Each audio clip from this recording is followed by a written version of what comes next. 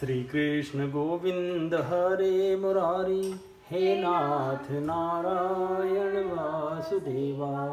श्री कृष्ण गोविंद हरे मुरारी, हे नाथ नारायण वासुदेवा। हे नाथ नारायण वासुदेवा, हे नाथ नारायण वासुदेवा। श्रीमद्भागवत पुराण पूर्वार्ध दशम स्कंद अथ द्वादशोऽध्याय। अघासुर का उद्धार। श्री शुकवाच।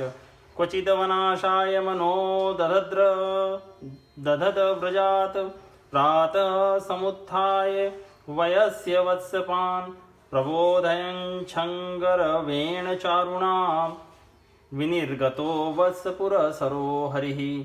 तेनैव साकं प्रतुका सहस्रशः, स्निग्धाशुषिवेतविषाण वेणवः।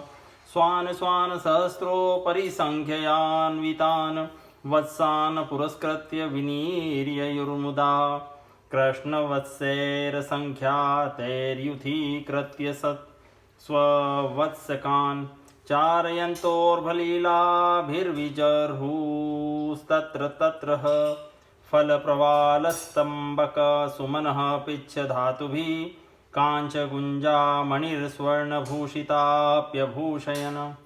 श्री सुखदेव जी कहते हैं, परीक्षित, एक दिन नंद नंदन श्याम सुंदर वन में ही कलेवा करने के विचार से बड़े तड़के उठ गए और सिंगी बाजे की मधुर मनोहर ध्वनि से अपने साथी ग्वाल बालों को मन की बात जनाते हुए उन्हें जगाया और बछड़ों को आगे करके वे व्रज मंडल से निकल पड़े।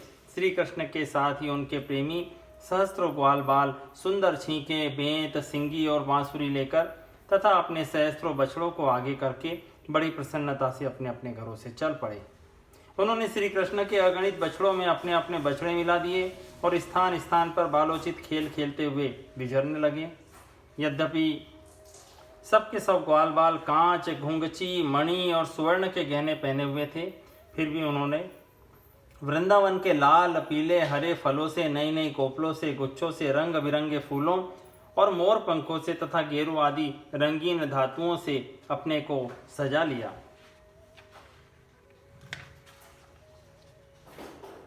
मुष्णन्तो योऽन्यशिक्यादीन ज्ञाता नाराच चिक्षिपुः, तत्रत्याश्च पुनर्दूराध सन्तश्च पुनर्ददु। यदि दूरं गतः कृष्णो वनशोभेक्षणायतम्, अहं पूर्वमिति संस्पृश्य रेमिरे। केचिद् वेणून् वादयन्तो ध्वान्तः शृङ्गाणि केचन, केचिद् शृङ्गे प्रगायन्तः कूजन्तः कोकिले परे। विच्छायाभिप्रधावन्तो गच्छन्तः साधु संसके, बके रूपविशन्तश्च नत्यन्तश्च कलापिभिः। विकर्षन्त कीशबालानारोहन्तश्च तैर्दुमान्, विकुर्वन्तश्च ते साकं प्लवन्तश्च पलाशिषु। साकं भेके विलङ्घन्तः सरीप्रस्त्रवसलुम्पता,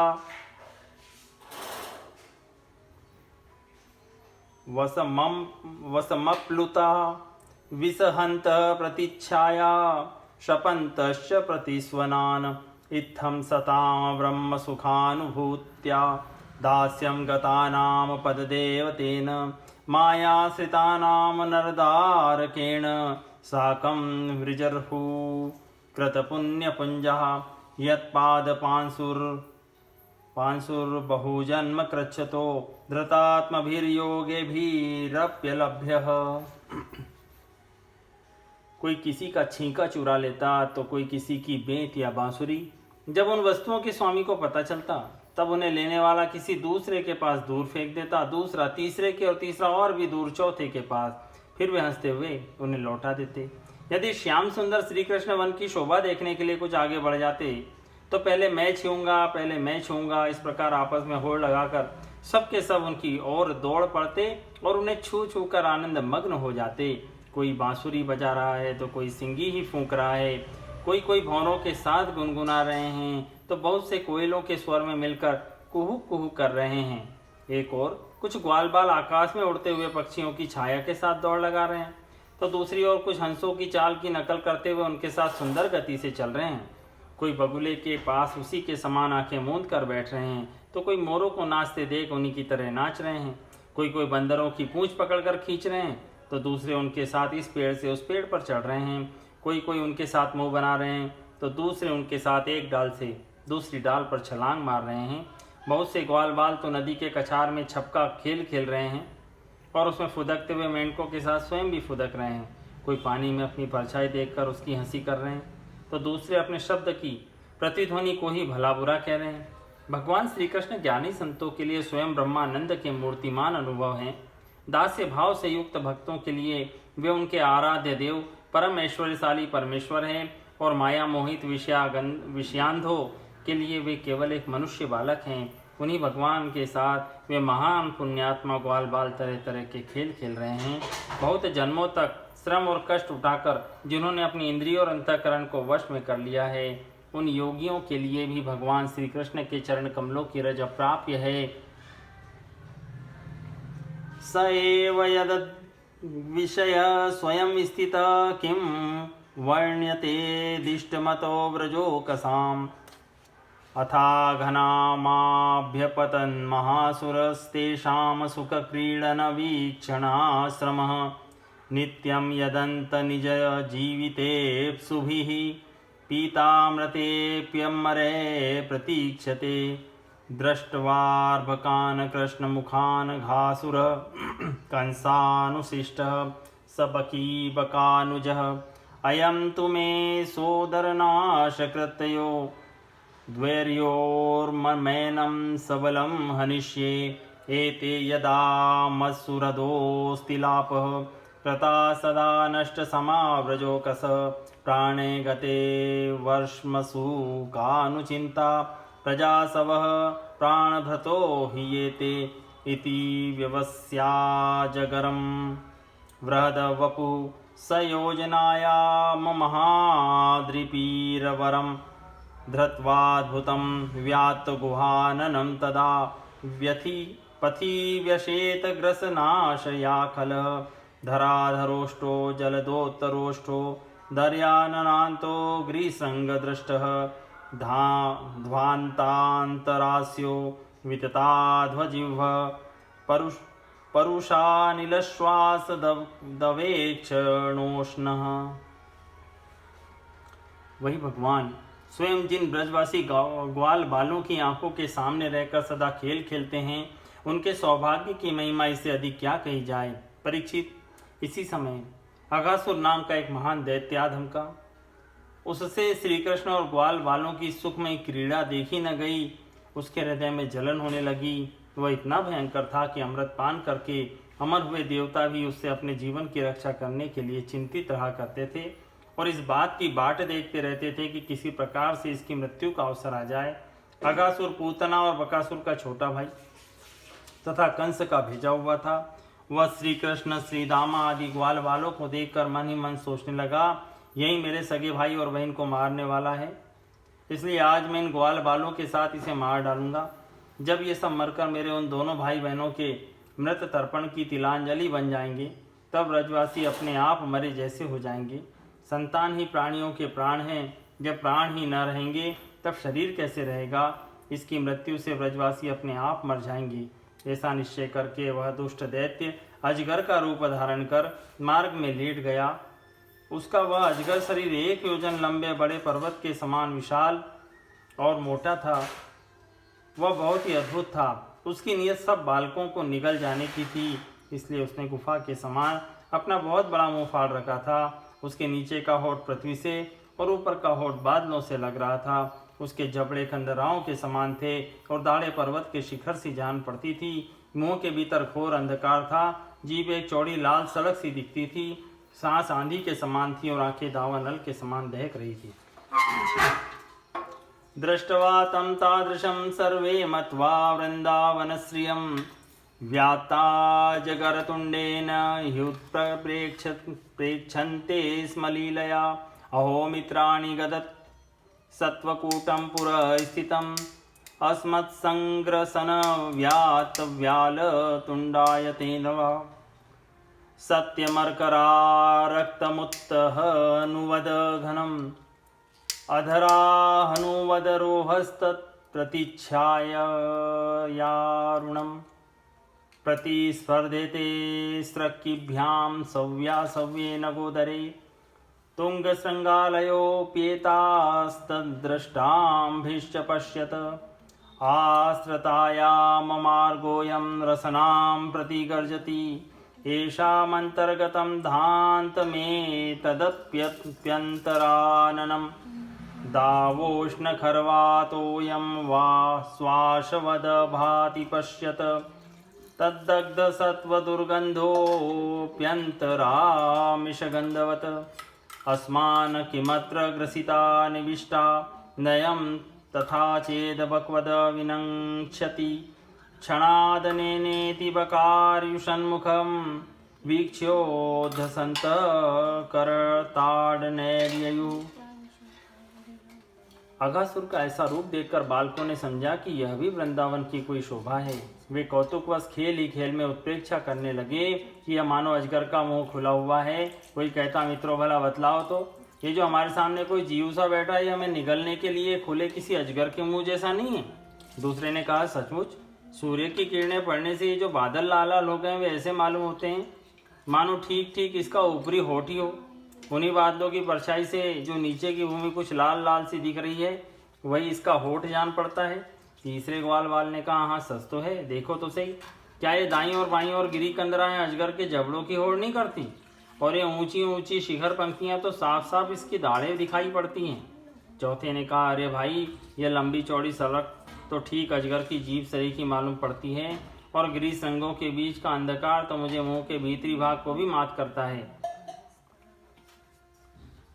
और गिरिसंगों के बीच का अंधकार तो उसके मुंह के भीतरी भाग को भी मात करता है। किसी दूसरे ग्वाल बाल ने कहा, देखो देखो, ऐसा जान पड़ता है कि कहीं इधर जंगल में आग लगी है, इसी से यह गर्म और तीखी हवा आ रही है। परंतु अजगर की सांस के साथ इसका क्या ही मेल बैठ गया है, और उसी आग से जले हुए प्राणियों की दुर्गंध ऐसी जान पड़ती है मानो अजगर के पेट में मरे हुए जीवों के मांस की ही दुर्गंध हो। तब उन्हीं में से एक ने कहा, यदि हम लोग इसके मुंह में घुस जाएं तो क्या ये हमें निकल जाएगा? अजी, ये क्या निकलेगा? ये क्या निकलेगा? कहीं ऐसा करने की रिटाई की तो एक क्षण में यह भी बकासुर के समान नष्ट हो जाएगा। हमारा ये कन्हैया इसको छोड़ेगा थोड़ी। इसी प्रकार कहते हुए वे ग्वाल बाल बकासुर को मारने वाले श्री कृष्ण का सुंदर मुख देखते और ताली पीट पीट कर हंसते हुए अघासुर के मुंह में घुस गए। इत्थम मिथो तथ्यमतज्ञभाषितं श्रुत्वा विचिन्त्येत्यमृषामृषायते रक्षो विदित्वाखिलभूतरस्थितः स्वानां निरोधु भगवान् मनोदधे तावत् प्रविष्टात् स्वसुरोदरान्तरं परं न गीर्णाशिश्वसवत्सः प्रतीक्षमाणेन बकारिवेशनं हतस्वाकान्तस्मरणेन रक्षसा तान् वीक्ष्य कृष्ण सकलाभयप्रदो ह्यनन्यनाथान् स्वकरादव्यच्युतान् दीनाश्च मृत्योर्जठराग्निघासान् घृणार्दितो दृष्टकृतेन विस्मितः कृत्यं किमत्रास्य खलस्य जीवनं न वामीशां च सतां विहिंसनं द्वयं कथं स्यादिति सविचिन्त्यत ज्ञात्वा विशस्तुण्डमे तुण्डमशेष द्रग्धरिः तदा घनच्छदा देवा भयाद्धाहेति चक्रुषु जहर्षुयेर्च कंसाध्या कोणपास्तव बान्धवः तच्छ्रुत्वा भगवान् कृष्णस्त्वव्ययः सार्ववत्सकं चूर्णी चिकीर्षोरात्मानं तरसा व्रवदे गले। उन अनजान बच्चों की आपस में हुई भ्रमपूर्ण बातें सुनकर भगवान श्री कृष्ण ने सोचा कि अरे, इन्हें तो सच्चा सर्प भी झूठा प्रतीत होता है। परीक्षित, भगवान श्री कृष्ण जान गए कि ये राक्षस है, भला उनसे क्या छिपा रहता? वे तो समस्त प्राणियों के हृदय में ही निवास करते हैं। अब उन्होंने यह निश्चय किया कि अपने सखा ग्वाल बालों को उसके मुंह में जाने से बचा लें। भगवान इस प्रकार सोच ही रहे थे कि सबके सब ग्वाल बाल बछड़ों के साथ उस असुर के पेट में चले गए, परंतु अगासुर ने उन्हें अभी निगला नहीं। इसका कारण यह था कि अगासुर अपने भाई बकासुर और बहन पूतना के वध की याद करके इस बात की बाट देख रहा था कि उनको मारने वाले श्री कृष्ण मुंह में आ जाए, तब सबको एक ही साथ निगल जाऊं।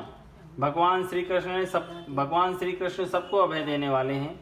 जब उन्होंने देखा कि मेरे ये बेचारे ग्वाल बाल, जिनका एकमात्र रक्षक मैं ही हूँ, मेरे हाथ से निकल गए और जैसे कोई तिनका उड़कर आग में गिर पड़े, वैसे ही अपने आप मृत्यु रूप अगासुर की जठराग्नि के ग्रास बन गए, तब देव की इस विचित्र लीला पर भगवान को बड़ा विस्मय हुआ और उनका हृदय दया से द्रवित हो गया। वे सोचने लगे, मुझे क्या करना चाहिए?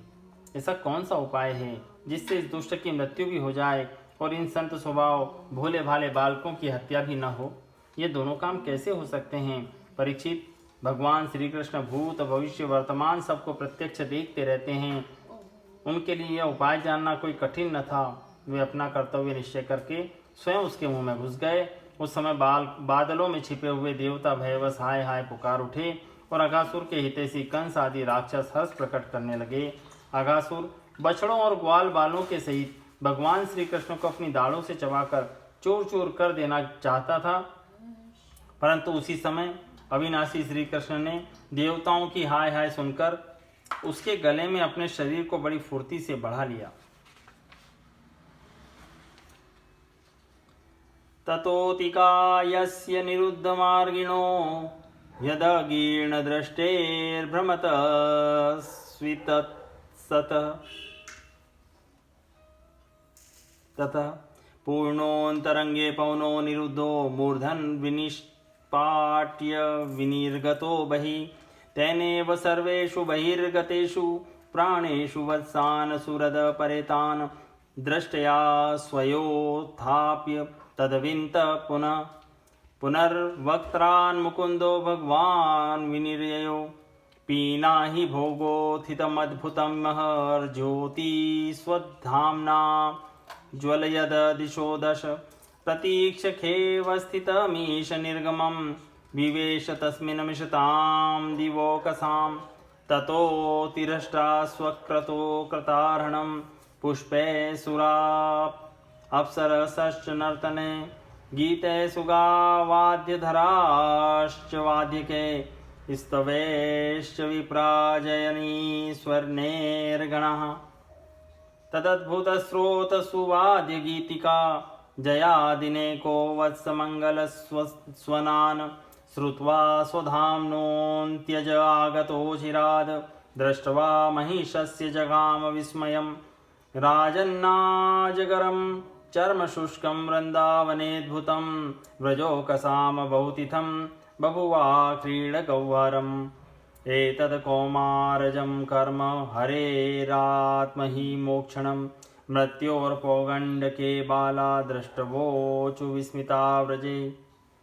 इसके बाद भगवान ने अपने शरीर को इतना बड़ा कर लिया कि उसका गला ही रुंध गया, आंखें उलट गई, वह व्याकुल होकर बहुत ही छटपटाने लगा, सांस रोककर सारे शरीर में भर गई और अंत में उसके प्राण ब्रह्मरंध्र फोड़कर निकल गए। उसी मार्ग से प्राणों के साथ उसकी सारी इंद्रियां भी शरीर से बाहर हो गई। उसी समय भगवान मुकुंद ने अपनी अमृतमयी दृष्टि से मरे हुए बछड़ों और ग्वाल बालों को जिला दिया और उनको सबको साथ ले वे अघासुर के मुंह से बाहर निकल आए। उस अजगर के स्थूल शरीर में से एक अत्यंत अद्भुत और महान ज्योति निकली। उस समय उस ज्योति के प्रकाश से दसों दिशाएं प्रज्वलित हो उठी। वह थोड़ी देर तक तो आकाश में स्थित होकर भगवान के निकलने की प्रतीक्षा करती रही। जब वे बाहर निकल आए तब वह सब देवताओं के देखते देखते उन्हीं में समा गई।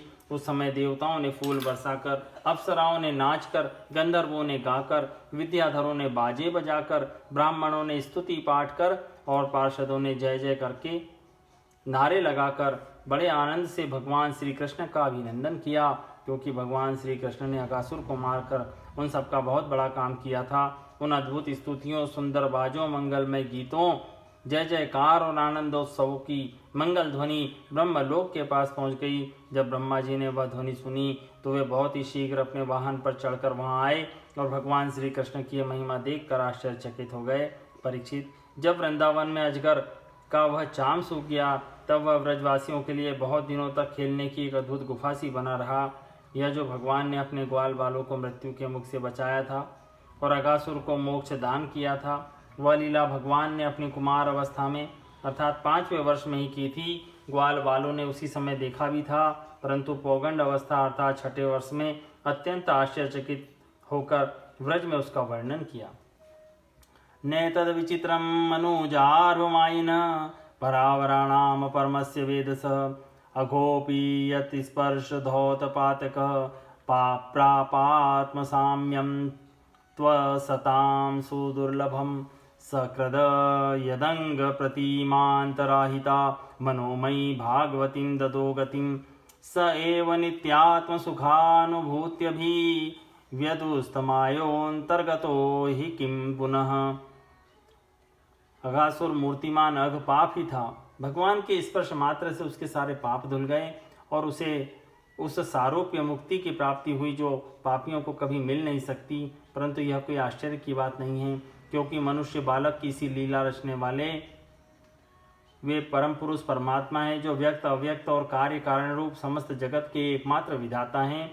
भगवान श्री कृष्ण के किसी एक अंग की भाव निर्मित प्रतिमा यदि ध्यान के द्वारा एक बार भी हृदय में बिठा ली जाए तो वह सालोक्य सामीप्य आदि गति का दान करती है, जो भगवान के बड़े बड़े भक्तों को मिलती है। भगवान आत्मानंद के नित्य साक्षात्कार स्वरूप हैं। माया उनके पास तक नहीं फटक पाती। वे ही स्वयं अगासुर के शरीर में प्रवेश कर गए। क्या अब भी उसकी सद्गति के विषय में कोई संदेह है?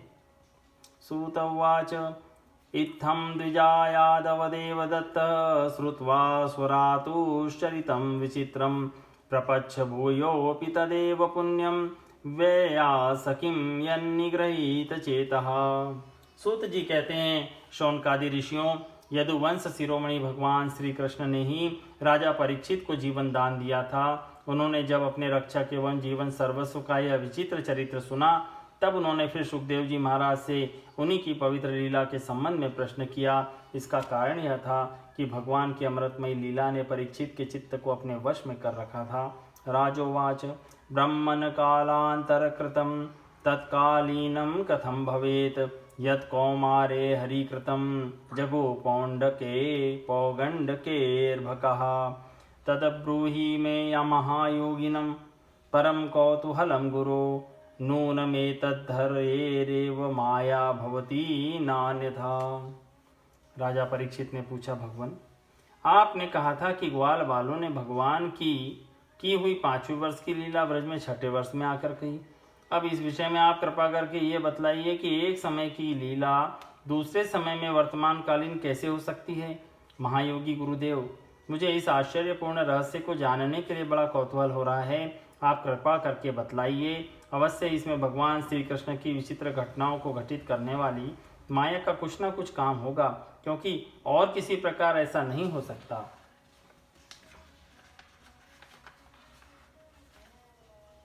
वयं धन्यतमालोके गुरुपि छत्र बंधवः यत् पिबामो मुहुस्वत्वतः पुण्यम कृष्ण कथामृतम। गुरुदेव, यद्यपि क्षत्रियोचित धर्म ब्राह्मण सेवा से विमुख होने के कारण मैं अपराधी नाम मात्र का क्षत्रिय हूँ, तथापि हमारा सौभाग्य कि हम आपके मुखारविंद से निरंतर झरते हुए परम पवित्र मधुमय श्री कृष्ण लीलामृत का बार बार पान कर रहे हैं। सूतोवाच इत्थं स्म पृष्टः सतु बादरायणी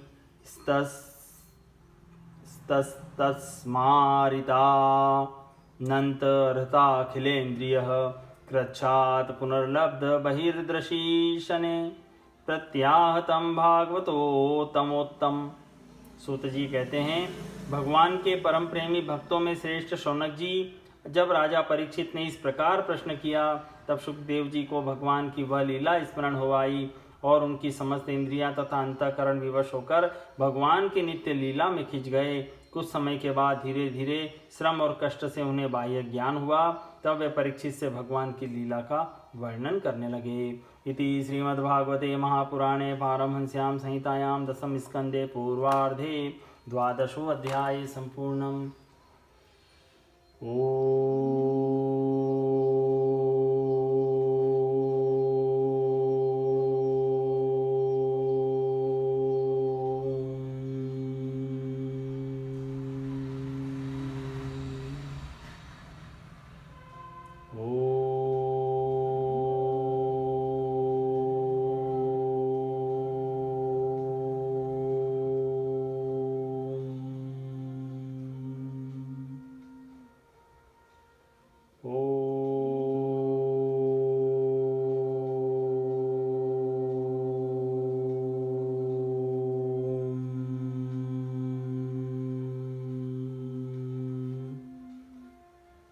श्री कृष्ण गोविंद हरे मुरारी, हे नाथ नारायण वासुदेवा।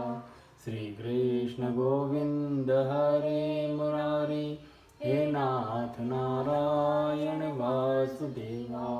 हे नाथ नारायण वासुदेवा, हे नाथ नारायण वासुदेवा।